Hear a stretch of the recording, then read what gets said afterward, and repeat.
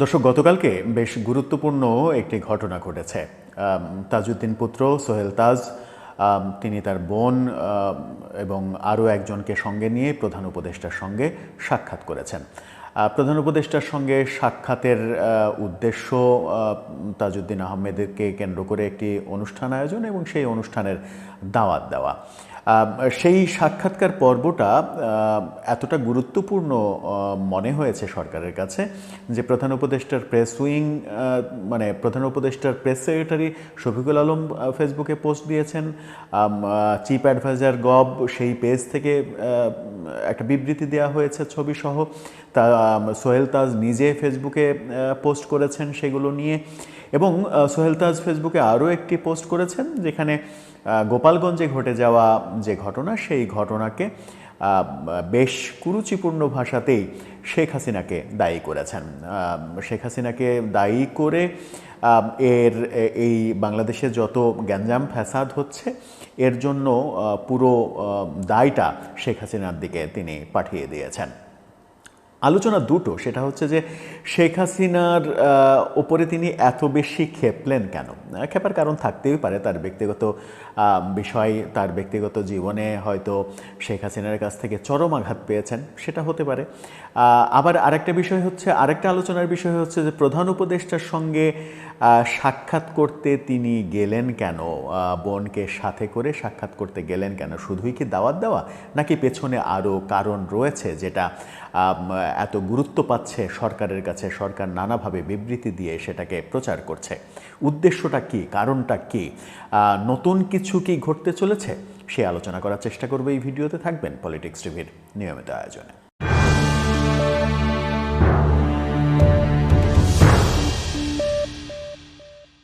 দর্শক, পলিটিক্স টিভির নিয়মিত ভিডিওগুলো স্পন্সর করছে প্রজাপতি.টিভি, নতুন ওটিটি প্ল্যাটফর্ম। আপনারা চাইলে ইউটিউবে, ফেসবুকে, ইনস্টাগ্রামে, টিকটকে দেখে নিতে পারেন। ডেসক্রিপশন বক্সে লিঙ্ক দেওয়া থাকবে, সেখান থেকেও আপনারা দেখে নিতে পারেন প্রজাপতির কার্যক্রম। চলে যাচ্ছি মূল ভিডিওতে। বলছিলাম সোহেল তাজের কথা। দুটো বিষয়, তিনি ফেসবুকে একটা পোস্ট দিয়েছেন আর একটা প্রধান উপদেষ্টার সঙ্গে তিনি দেখা করেছেন বোন সহ। ফেসবুকে তিনি কি লিখলেন, গোপালগঞ্জের বিষয় নিয়ে ফেসবুকে তিনি লিখেছেন, ডেভিল রানী পালিয়ে এখন দেশ ধ্বংসের ষড়যন্ত্র করছে সোহেল তাজ। তাকে নিয়ে গণমাধ্যম খবরও করেছে এই ব্যাপারটা নিয়ে। গণমাধ্যমের খবর এবং তার পোস্টটা দুটোই আপনারা দেখে নিতে পারেন। সেভাবেই তিনি লিখেছেন। সেখানে বলা হচ্ছে যে নিজের ভেরিফাইড ফেসবুক পোস্টে তিনি লিখেছেন, আমি মনে করি 16 জুলাই 2025 গোপালগঞ্জে যে হামলা হয়েছে তার মূল উদ্দেশ্য ছিল বৈষম্যবিরোধী ছাত্র আন্দোলন এবং জুলাই আগস্ট গণ অভ্যুত্থানের নাহিদ, সার্জিস, হাসনাত যারা নেতাদের হত্যার একটা হীন চেষ্টা, তাদেরকে হত্যার উদ্দেশ্যই ছিল, তিনি সেটাই বলছেন। আমি আশ্চর্য হব না যদি ডেভিল রানী নিজেই এর নির্দেশ দিয়ে থাকেন, অর্থাৎ শেখ হাসিনাকে তিনি ডেভিল রানী হিসেবে আখ্যা দিচ্ছেন।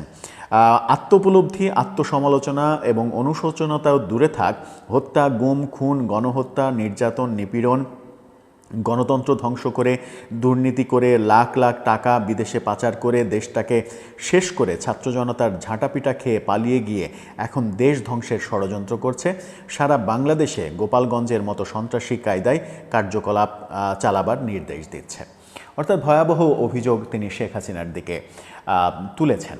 এখন প্রশ্ন হচ্ছে যে তিনিও তো শেখ হাসিনার এমপি ছিলেন, তিনিও শেখ হাসিনার প্রতিমন্ত্রী ছিলেন এবং খুবই গুরুত্বপূর্ণ স্বরাষ্ট্র মন্ত্রণালয়ের প্রতিমন্ত্রী ছিলেন। খুবই কম বয়সে স্বরাষ্ট্র মন্ত্রণালয়ের মতো এত বড় একটা মন্ত্রণালয়ের দায়িত্ব পেয়েছিলেন এবং তাকে কেন্দ্র করে মানুষের আশা সঞ্চারিত হয়েছিল।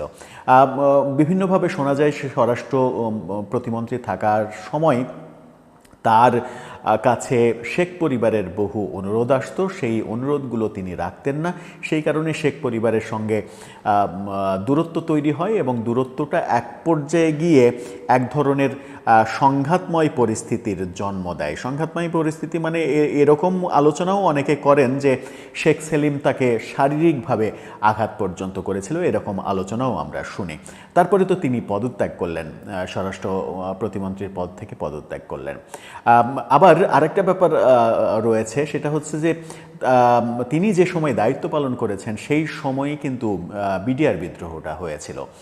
বিডিআর বিদ্রোহের দায় শেখ হাসিনার উপরে, শেখ হাসিনা সরকারের উপরে চাপানোর যে প্রক্রিয়াটা এখন চলছে, অনেকে বলেন যে মিডিয়ার বিদ্রোহের দায় যেন তার উপরেও না চাপে, সেই কারণেই তিনি এখন একেবারে প্রকাশ্যে শেখ হাসিনার বিরুদ্ধে নগ্নভাবে অবস্থান নিয়েছেন, যেন কোনোভাবেই তাকে ফাঁসানো না হয়।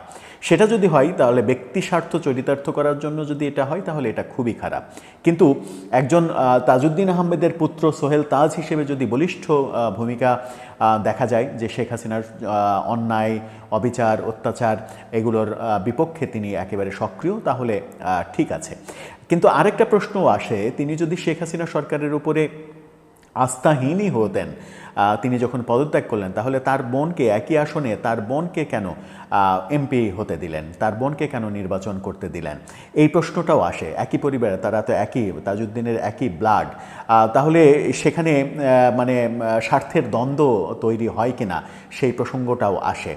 তাহলে সেখান থেকে বোঝা যায় যে ব্যক্তি সোহেল তাজের সঙ্গে একটা দ্বন্দ্ব তৈরি হয়েছিল শেখ হাসিনা সরকারের কারো কারো, সেই কারণেই তিনি সরে গেছেন, তার বোনকে শেখ হাসিনা সেখানে সুযোগ দিয়েছিলেন। কিন্তু সেই সুযোগটা তো তারা নিয়েছেন, সেই সুযোগটা যদি তখনই না নিতেন তাহলে তার আজকের এই অবস্থানটা আরও বেশি মানে উজ্জ্বল হতো, আরও বেশি তার ভাবমূর্তি উজ্জ্বল হতো আজকের এই তীব্র অবস্থানটা। আজকের এই তীব্র অবস্থানটা অনেকে বিতর্কিত করতে পারবেন এই ব্যাপারগুলো সামনে এনে। এটা তো গেল একটা দিক। আরেকটা দিক হচ্ছে যে সোহেল তাজ তাজউদ্দিনের সন্তান।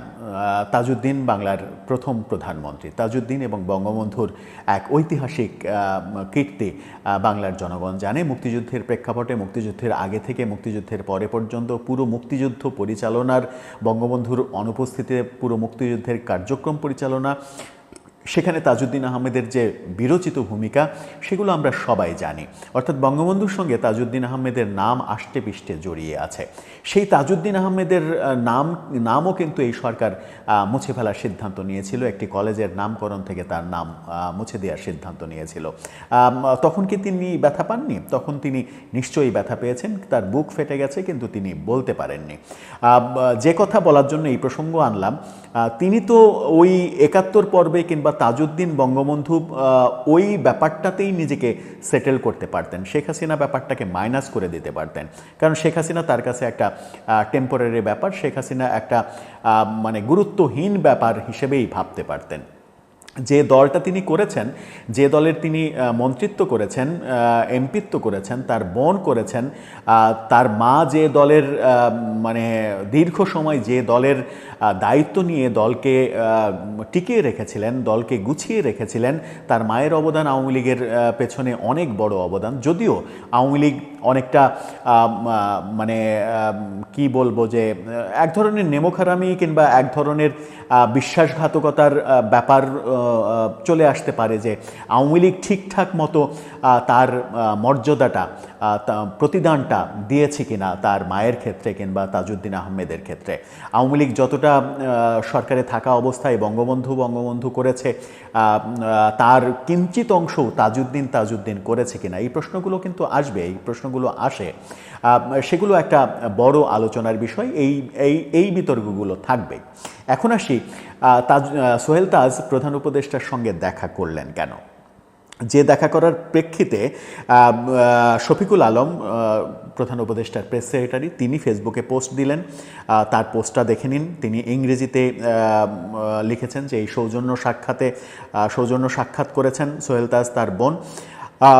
একই বিষয় নিয়ে, একই ছবি নিয়ে চিফ অ্যাডভাইজার গভ সেই পেজ থেকে একটা বিবৃতি দেওয়া হয়েছে। সেখানে লেখা হয়েছে প্রধান উপদেষ্টার সঙ্গে তাজউদ্দিন পরিবারের সৌজন্য সাক্ষাৎ। 17 জুলাই মহান মুক্তিযুদ্ধের অন্যতম সংগঠক এবং বাংলাদেশের প্রথম প্রধানমন্ত্রী তাজউদ্দিন আহমেদের জন্ম শতবার্ষিকী অনুষ্ঠানে প্রধান উপদেষ্টা প্রফেসর ইউনূসকে আমন্ত্রণ জানিয়েছে তাজউদ্দিন পরিবার। বৃহস্পতিবার রাষ্ট্রীয় অতিথি ভবন যমুনায় এই আমন্ত্রণপত্র পৌঁছে দেন তাজউদ্দিনের জ্যেষ্ঠ কন্যা শারমিন আহমেদ এবং পুত্র তানজিম আহমেদ সোহেল তাজ। এ সময় শারমিন আহমেদের লেখা তাজউদ্দিন আহমেদ নেতা ও পিতা বইয়ের একটি কপি প্রধান উপদেষ্টাকে উপহার দেন।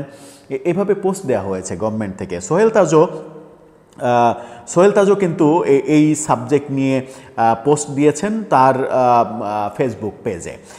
আবার এই এই ব্যাপারগুলো যখন ঘটছে তখন প্রশ্ন আসেই যে সোহেল তাজ এবং তার বোন প্রধান উপদেষ্টার সঙ্গে এই যে ঘটা করে সাক্ষাৎ করলেন এবং সরকার এটাকে এত বেশি গুরুত্ব দিচ্ছে, এত বেশি ফলাও করে প্রচার করছে, শুধু কি তাজউদ্দিন আহমেদের জন্মশতবর্ষ পালনের অনুষ্ঠানে দাওয়াত দেওয়া, নাকি ভেতরে ভেতরে কোনো রাজনীতি আছে?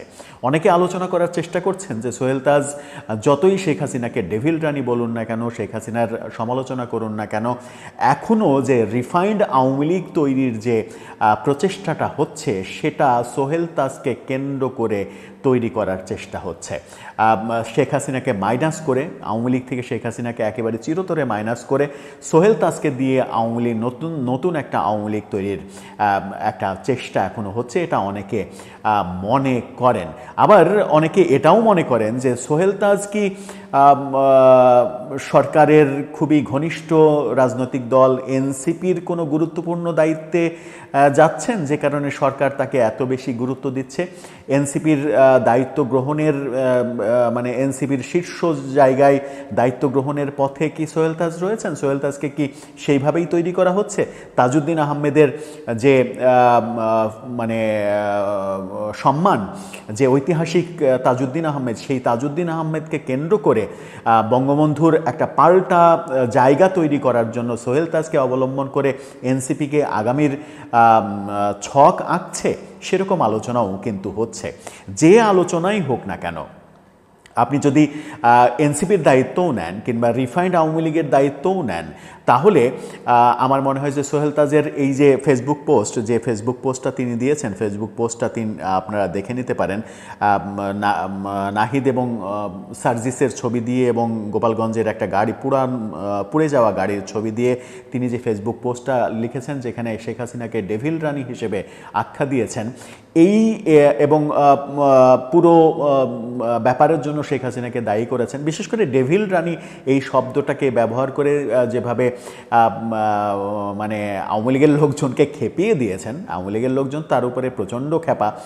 আওয়ামী লীগের লোকজন একসময় তাকে অনেক ভালোবাসত, কিন্তু 5 আগস্ট পরবর্তী তার যে অবস্থান, সেই অবস্থানের জন্য আওয়ামী লীগের লোকজন অনেক বেশি খেপে গেছে তার উপরে, আরও বেশি খেপালেন। কিন্তু সোহেল তাজের যদি রাজনৈতিক উদ্দেশ্য থাকে, যদি পরবর্তীতে তিনি রাজনীতি করতে চান কিংবা নিজে কোনো দল করতে চান কিংবা রিফাইন্ড আওয়ামী লীগের দায়িত্ব নিতে চান কিংবা এনসিপির দায়িত্ব নিতে চান, যে প্রক্রিয়ার মধ্যেই যান না কেন, কিংবা তাজউদ্দিন আহমেদের পুত্র হিসেবেই থাকতে চান, তাহলে আমার মনে হয় যে বিতর্কিত অবস্থানে না গিয়ে, বিতর্কিত শব্দ ব্যবহার না করে ভদ্রচিত শব্দ ব্যবহার করাটাই তার জন্য ভালো হবে। কারণ তার কারণে বাংলাদেশের কোনো মানুষ যদি স্বাধীনতা যুদ্ধের সবথেকে গুরুত্বপূর্ণ ভূমিকা পালন করা ব্যক্তিটা তাজউদ্দিন আহমেদ, বাংলার প্রথম প্রধানমন্ত্রী, তাকে যদি অসম্মান করা শুরু করে কিংবা তাকে নিয়ে যদি কুৎসা রটানোর চেষ্টা করে, সেটা যদি পুত্রের কারণে পিতার দিকে দায়টা চলে যায়,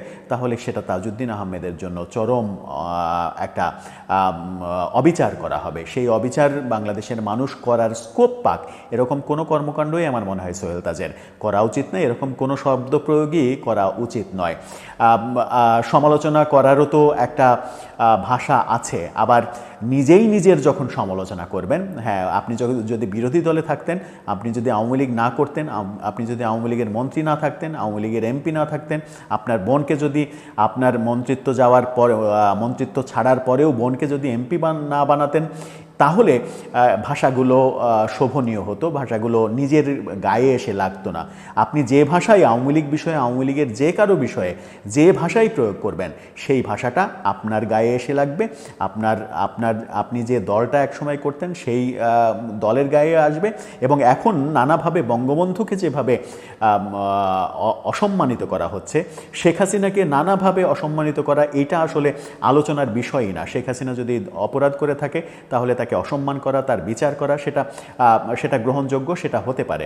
কিন্তু শেখ হাসিনার অপরাধের দায় বঙ্গবন্ধুর ওপরে চাপিয়ে যেভাবে ওপেনলি মুজিববাদের কবর রচনা করা হচ্ছে, ৭২-এর সংবিধানকে মুজিববাদী সংবিধান বলে ছুঁড়ে ফেলার চেষ্টা হচ্ছে, প্রতিনিয়ত বঙ্গবন্ধুকে নিয়ে যাচ্ছে তাই আলাপ আলোচনা হচ্ছে, ঠিক সেই মুহূর্তে যদি একই স্রোতে আপনি গা ভাসান, তাহলে তাজউদ্দিন আহমেদের অবস্থানটা আমার মনে হয় যে বিতর্কিত হয়ে যাবে। কারণ বঙ্গবন্ধুর অবস্থান বিতর্কিত করে তাজউদ্দিন আহমেদের অবস্থান বড় হতে পারে না কখনোই। বঙ্গবন্ধু এবং তাজউদ্দিন আহমেদ খুবই ঘনিষ্ঠ একজন মানুষ। অনেক ক্ষেত্রে বলা যায় যে স্বাধীনতা যুদ্ধের ক্ষেত্রে বলাই যায় যে একে অপরের পরিপূরক হয়ে উঠেছিলেন। বঙ্গবন্ধুর অনুপস্থিতিতে স্বাধীনতা সংগ্রামের সমস্ত কাজ তিনি করেছিলেন, আন্তর্জাতিক লবিং থেকে শুরু করে মুজিবনগর সরকার পরিচালনার ক্ষেত্রে যা কিছু তিনি লিড দিয়েছিলেন। এই ব্যাপারগুলো একদিন যে কলঙ্কিত করার চেষ্টা করবে না যারা আজকে বঙ্গবন্ধুকে কলঙ্কিত করছে, সেটা কিন্তু নিশ্চিত করে বলা যায় না। সেই কারণেই আমার মনে হয় যে তারও শব্দ চয়নের ক্ষেত্রে আর একটু সাবধানী হওয়া উচিত। আর যে আলোচনাগুলোর কথা বললাম যে রিফাইন্ড আওয়ামী লীগ তাকে নিয়ে হচ্ছে কিনা, সেটা একটা চেষ্টা হতে পারে, সরকারের অভ্যন্তরে চেষ্টা হতে পারে। সেই চেষ্টায় তিনি রাজি আছেন কিনা, সেটা রাজনীতিতে তো শেষ কথা বলে কিছু নেই। আবার এনসিপি, তাকে কেন্দ্র করে এনসিপির পরিকল্পনাও সাজানো হতে পারে কোনো একটা বড় পদে, সরাসরি এনসিপির আহ্বায়ক না হয়ে এমন হতে পারে যে এনসিপির প্রধান উপদেষ্টা তাজউদ্দিন আহমেদকে করা হলো, যে এরকম একটা ফিগার কিন্তু এনসিপি খুঁজছে, যে ফিগারের ওপরে এনসিপি অনেকখানি একটা জায়গা পাবে, একটা জায়গা তৈরি করতে পারবে, সেরকম একটা ফিগার কিন্তু এনসিপি খুঁজছে। সেই ফিগারটা শেষ পর্যন্ত তাজউদ্দিন আহমেদের পুত্র সোহেল তাজ হয় কিনা, সেটাও কিন্তু একটা গুরুত্বপূর্ণ আলোচনা হতে পারে। দর্শক, আপনার কি মনে হয় শেষ পর্যন্ত সোহেল তাজ কোন পথে হাঁটছেন? আপনার মতামত জানিয়ে লিখতে পারেন আমাদের কমেন্ট বক্সে।